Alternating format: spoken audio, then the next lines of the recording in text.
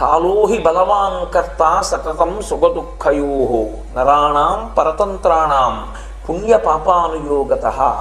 గతంలో చేసిన పుణ్యపాపములను అనుసరించి ఈశ్వరుడు సుఖదుఖములను ఇస్తూ ఉంటాడు. సుఖమొచ్చిందని పొంగిపోయినా పొరపాటే, అది ఈశ్వర కృప. దుఃఖం వచ్చిందని కుంగిపోయినా పొరపాటే, ఈశ్వరుడికి దూరంగా తొలగిపోతావు. సుఖదుఖములకు అతీతుడవై ఈశ్వర పాదములను పట్టుకోగలగాలి.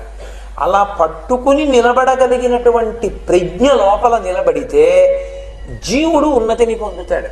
లేదు, ఇప్పుడేదో సుఖం వచ్చింది నా గొప్పే అనుకున్నాడు, పోయింది, ఆ పుణ్యం పోయింది. ఏదో దుఃఖం వచ్చింది, ఇదంతా నీ చేసుకున్నదే అనుకున్నాడు. లేకపోతే ఈశ్వరుడు నా మీద తీసుకొచ్చి కష్టం పెట్టాడు అనుకున్నాడు, ఈశ్వరుడికి దూరం అయిపోయాడు.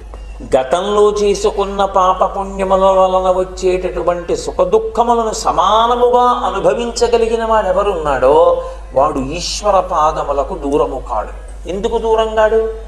ఒక్కటే, గతంలో ఏదో పుణ్యం చేశాను, ఇప్పుడు ఈ సుఖం వచ్చింది. గతంలో ఏదో పాపం చేశాను, ఈ దుఃఖం వచ్చింది. కాబట్టి నేను తెలుసుకున్న పాఠం ఏమిటి? రెండూ బరువే, రెండూ అనుభవించవలసిందే. దుఃఖమైనా అనుభవించాలి, అప్రీతితో అనుభవించాలి. సుఖమైనా అనుభవించాలి, ప్రీతితో అనుభవించాలి. ఏదైనా అనుభవించాలి. అనుభవించాలంటే శరీరం కావాలి. శరీరం కావాలంటే నువ్వు మళ్ళీ పుట్టాలి.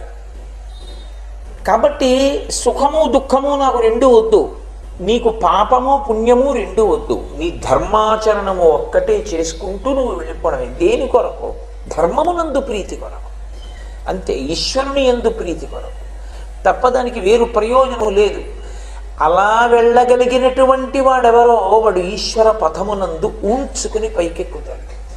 ఇక చావు పుట్టుకలను దాటతాడు. ఇందులో ఈ కాలమును సద్వినియోగం చేసుకోవడం అనేటటువంటిది అత్యంత ప్రధానమైన విషయం. ఎప్పుడు ఏం చెయ్యాలి తెలిసి ఉండాలి కదా. పిల్లవాడు తెలియదు, వాడు పాఠశాలకు ఎడతాడు. మొట్టమొదట వాడు ఏదో లెక్కలు నేర్చుకోవాలి, తర్వాత వాడు ఆంగ్ల భాష నేర్చుకోవాలి, తర్వాత వాడు తెలుగు నేర్చుకోవాలి 1 గంట.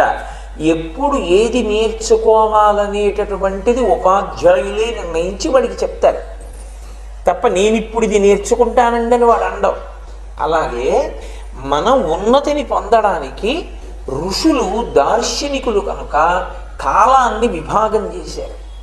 విభాగం చేసి ఇలా నువ్వు పరమేశ్వర పథంలో ప్రయాణం చెయ్యి.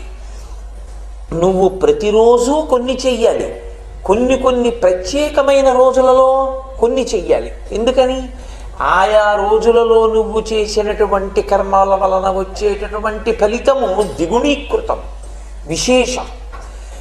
అలాగే నువ్వు ప్రతిరోజు చేసే కర్మ దాని వలన పెద్ద ప్రయోజనం ఏముంటుందని మానడానికి వీలు లేనిది. ప్రతిరోజు చెయ్యవలసిందే. బయట ఏదో నేను చాలా పెద్ద పని చెయ్యాలి, అలాగనే ఆ రోజు అన్నం తిని ఇవాళ నాకు పెద్ద పని ఉంది అని అన్నం తినకుండా ఉంటానా? పని ఉన్న రోజు అన్నం తింటాను, పని లేని రోజు అన్నం తింటాను. అలా నిత్యకర్మ ప్రతిరోజు చెయ్యాలి. నిత్యకర్మ విడిచిపెట్టకూడదు. నిత్యకర్మ వలన ఉపయోగం ఏమిటని అడిగితే ఒక్కటే ఉపయోగం. నిత్యకర్మ చెయ్యడం వలన నైమిత్తిక కర్మ యందు అనురక్తి వస్తుంది.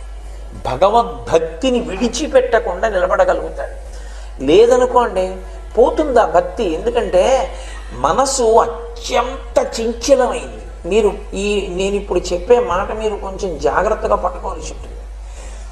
అసలు పట్టుకోవలసినటువంటి అత్యంత ప్రధానమైన దానికోసం ప్రయాణం మొదలుపెడుతుంది.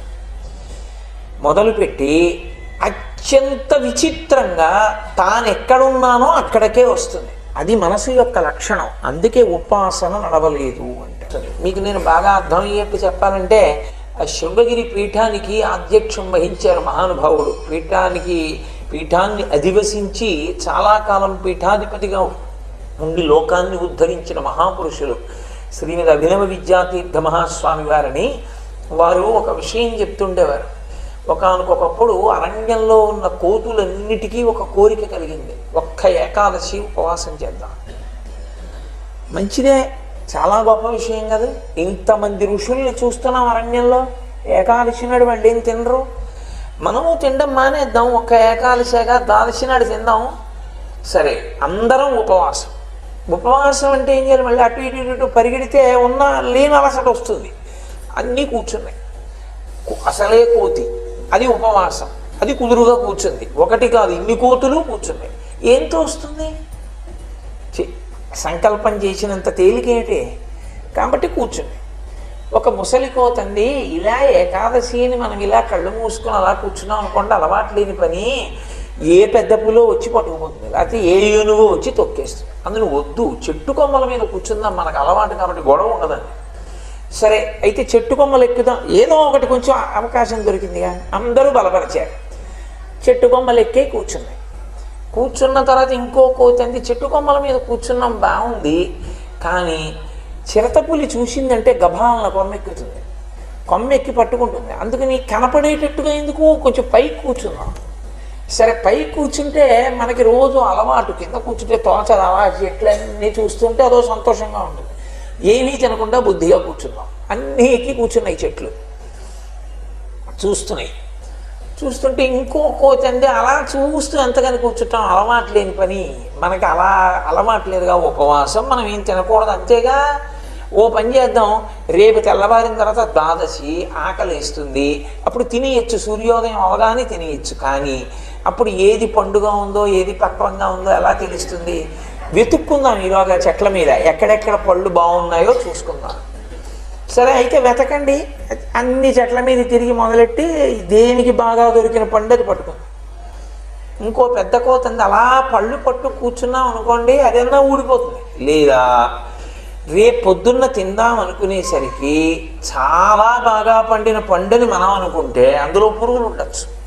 అసలు నిజంగా పండిందా, పండినట్టుందా, ఒకసారి వాసన చూద్దాం. కొద్దిగా ఇలా విప్పి వాసన ఒక్కటే చూడండి, ఎవరు తినకండి. అది ఇది బాగుంది, అన్ని పళ్ళు కోసి కొద్దిగా వాసన చూసి ఎవరు తినకండి, సుమా ఒళ్ళో పెట్టేసుకోండి. అన్నీ ఒళ్ళో పెట్టి కూర్చున్నాయి. మనసు ఎక్కడ ఉంటుంది? ఆ పండు మీదే ఉంది. ఎప్పుడు ద్వాదశి వస్తుందని, ఇంకా ఏకాదశి ఒక గంట అవ్వలేదు, ద్వాదశి మీద ఉంది మనసు అంతా. ఒళ్ళో పెట్టి కూర్చున్నాయి. ఇంకో కోతంది, పెద్ద ప్రమాదం అవుతుంది పళ్ళతోటి, చాలా మంచి వాసన వస్తాయి. ఇలా విప్పి చూస్తే పచ్చగా కనబడతాయి, కానీ రుచి ఉండదు. రేపు ఎలాగో తినాలిగా, ఊరికి ఆకలేసింది అని రుచికి లొంగిపోయి పండంతా తినేయద్దు. గోటితో చిన్న ముక్క తీసుకుని తినండి. ఇక గోటితో చిన్న ముక్క మొదలైంది, 9 అయ్యేటప్పటికి ఉపవాసం ఉన్న కోత ఒక్కటి లేదు. ఇదంతా ఉపవాసం కోసం ప్రయత్నమే, అవి చేసిందంతా ఉపవాసం కోసం ప్రయత్నమే. ఆ ప్రయత్నం ఆఖరికి దేనికి పనికొచ్చిందంటే ఉపవాస విరమణానికి పనికొచ్చింది. ఏకాదశి జరగలేదు. మనిషి ఉపాసన కూడా అలా ఉంటుంది. నేను దీని కొరకని బయలుదేరుతాడు, అదే వదిలిపెట్టి మిగిలినవన్నీ చేస్తాడు. చాలా కష్టం భగవన్మార్గంలో నిలబడి, నాకు ఏం వద్దు, పరమేశ్వరుడి కొరకే నేను ఇది చేసేది తప్ప దీని వలన నాకు ఇంకొక ప్రయోజనం లేదు, నేను కేవలం పరమేశ్వర ప్రీతి కొరకు చేస్తున్నాను ఈ పని అని నిలబడగలిగినటువంటి దారుఢ్యం అంత తేలిగ్గా ఏం అవ్వదు, చాలా చాలా కష్టం. అలా నిలబడగలగాలంటే చిత్తమునందు మాలిన్యము తొలగాలి, చిత్తము శుద్ధి పొందాలి. ఈ చిత్తము శుద్ధి పొందడానికి ముందు ఋషి కాలాన్ని విభాగం చేశాడు. కాలాన్ని విభాగం చేసినప్పుడు ప్రమాణంగా దేన్ని స్వీకరించారు అంటే మొదట ఒక సంవత్సరాన్ని స్వీకరించారు. అందుకే మీరు దేశకాల సంకీర్తనమందు ఖరనామ సంవత్సరే అని మొదలు పెడతారు. ఒక సంవత్సరం, ఒక సంవత్సరం అంటే దాన్ని మళ్ళీ 2 ఆయనముల కింద విభజిస్తారు. ఉత్తరాయణము, దక్షిణాయనము. ఆయనం అంటే కదులునది అని. ఉత్తరాయణము, దక్షిణాయనము. 6 నెలలు ఉత్తరాయణం, 6 నెలలు దక్షిణాయనం. ఏ 6 నెలలు ఉత్తరాయణం, ఏ 6 నెలలు దక్షిణాయనం? అర్థం పర్థం లేని పేర్లు ఏవో పెట్టుకుని ఈ 6 నెలలు ఈ 6 నెలలు అనరు శాస్త్రంలో. ఋషి దార్శనికుడు, చాలా బాగా ఆలోచించి తగినంత ప్రమాణంతో మాట్లాడతాడు. సూర్యుడు కర్కాటక రాశి నుండి మకర రాశిలోకి ప్రయాణం చేసే పర్యంతము దక్షిణాయనం. ఆయన మకర రాశిలో ప్రవేశించి మళ్ళీ కర్కాటక రాశిలోకి వచ్చే పర్యంతము దక్షిణాయనం. ఈ దక్షిణాయనము ఉత్తరాయణము అని 12 నెలలని విడగొడతారు. మళ్ళీ నెల ఎక్కడి నుంచి వస్తుంది? శుక్లపక్షము కృష్ణపక్షము అని 2 పక్షములను ఆధారం చేసుకుంటాడు. ఈ పక్షములు ఎక్కడి నుంచి వస్తాయి? చంద్రుని యొక్క కళలు పెరుగుట కళలు తరుగుట అని ఆధారం చేసుకుంటాడు. శుక్లపక్షం అంతా కళలు పెరుగుతాయి, కృష్ణపక్షం అంతా కళలు తగ్గుతాయి. కానీ ఇందులో ఒక చిన్న సమస్య మళ్ళీ వస్తుంది. ఎక్కడి నుంచి వస్తుంది? శుక్లపక్షానికి 15 రోజులు, కృష్ణపక్షానికి 15 రోజులు, 15 రోజులు 15 రోజులు 30 రోజులు. కాబట్టి ఒక నెలకి 28, ఓ నెలకి 31 అలా ఏం ఉండవు. ఖచ్చితంగా 30 అంటే 30 అంతే తిథులు. కాబట్టి ఎందుకు ఫిబ్రవరికి 28 ఉంటాయి? ఏం ఉండదు అందులో. దానికి అలా ఎవరికి లెక్క తెలియదు. ఎందుకు అలా వచ్చిందో ఎవరికి ఏం తెలియదు. ఎందుకంటే దానికి ఏం ప్రమాణమా బూడిద ఏముంటుంది? ఏం ఉండదు. ఋషి చెప్పేది అలా ఉండదు. ఋషి చెప్తే దానికి ఆధారం ఉంటుంది. ఈశ్వరుని యొక్క నీతి ఒకటి ఉంటుంది, దాన్ని బట్టి మాట్లాడతాడు ఆయన. కాబట్టి చంద్రుని యొక్క కళలు వృద్ధి పొందితే శుక్లపక్షం, చంద్రుని కళలు క్షయమైతే కృష్ణపక్షం. కృష్ణపక్షం 15 రోజులు, శుక్లపక్షం 15 రోజులు కలిపితే ఒక నెల. బాగానే ఉంది. కానీ 12/30 360 రోజులు. కానీ యథార్థంగా ఒక సంవత్సరం జరగడానికి పట్టే కాలం 365 1/4 రోజులు.